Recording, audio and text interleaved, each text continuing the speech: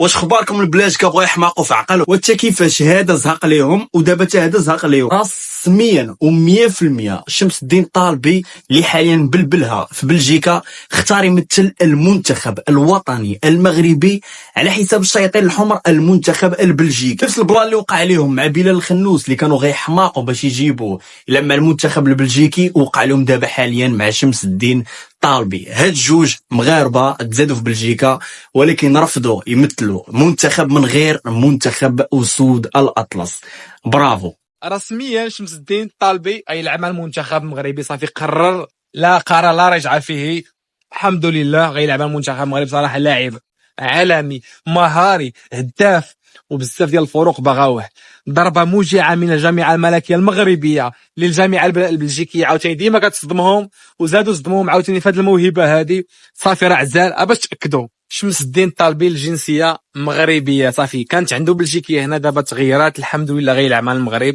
صراحه ربحنا لاعب وضربه موجعه كنعاودوا نقولوها للجامعه البلجيكيه من طرف الجامعه المغربيه. جابت لنا لاعب مهارات واعره هداف.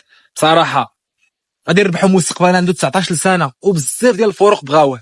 دورتموند، الباير، نيوكاسل، كاينين وزيد على الفرق ديال الدوري الفرنسي.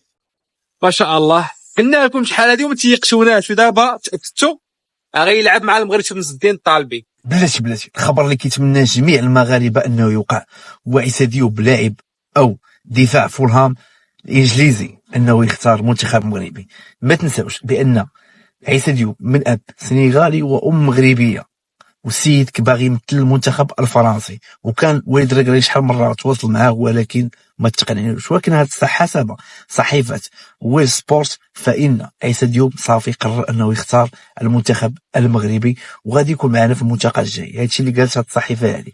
صراحه كنتمنى هذا الخبر يكون بصح بعد العقم الهجومي اللي كان عندنا، وكان عندنا دفاع واعر. دابا ولا عندنا هجوم واعر ولكن الدفاع ولا عندنا فاشل. علاش؟ شادي رياض تعطب، غانم سايس تعطب، نيف اكرد ما يقدر يدير حتى شي حاجه بوحدو.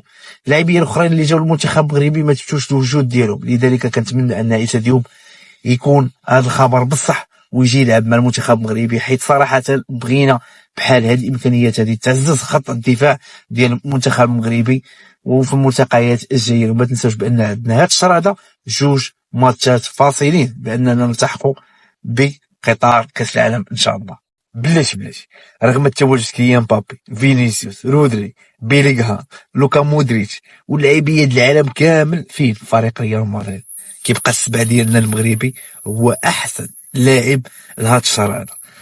حاليا ابراهيم دياز دا احسن لاعب في الشهر لريال مدريد، وهادشي هذا بتصويت ديال الجمهور شافوا بانه احسن لاعب كان في هذا الشهر هذا وكان لاعب مؤثر.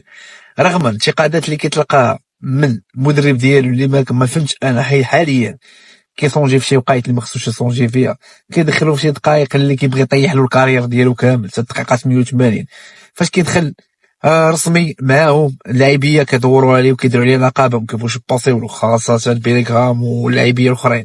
ومودريتش هو خرجت بخبيزته داك مودريتش وراه ما سالش، ورغم كل الصعاب اللي عنده وهادشي كامل كيبقى ابراهيم دياز هو احسن لاعب لهذا الشهر هذا في فريق ريال مدريد. فريق ريال مدريد راه ما سالش، راه 15 لقب. وما تنساوش تفرجوا فيه هاد الاشياء هادي حيت راه اساسي ضد اتلتيكو مدريد في الذهاب ديال نصف النهائي ديال الشامبيونز ليغ. ابراهيم دياز نعمه ديال اللاعب اللي كيتقاتل على الحلم ديالو. ولدنا النصيري مرونها في تركيا 16 البيت تبارك الله، ثاني هداف 16 والاول عنده 18 البيت متساوي مع اوسيمين اللي عنده 16 البيت. والغريب في الامر ان اوسيمين ماركي اكثر من 5 البيلانتيات والنصيري 0 بيلانتي. يعني دابا من حقنا نشجعوا ولدنا بصراحه، تبدل 360 درجه تحت قياده المدرب مورينيو. يعني تغيير عجيب، كلشي تشوكا فيه. كيفاش النصيري من لاعب كيزقل والو ما كيعرفش رجليه من اليمين من اليسار لاعب ولا تبارك الله كيجبد باليمين باليسار ضربه مقاسيه الراس اي حاجه، وباش كيعجبك ولا كيعرف يشد كره وكيباسي. اللهم بارك ما شاء الله اللي علينا حنا نشجعوه. اللي كنتقدوا انتقاد بناء، حنا ما كرهناش ملي يجي مع المنتخب، حنا ملي كنبغيوه يجي للمنتخب خصو يضرب الشبكه. سالينا خوان سالي ملي تجي المنتخب 3 4 5 الله يجعلك ماركي 10 البيوت في الماتش ليسونسيال ديه دار كاس العالم. حنا ما عندنا نشجعوك اخويا، حنا بغيناك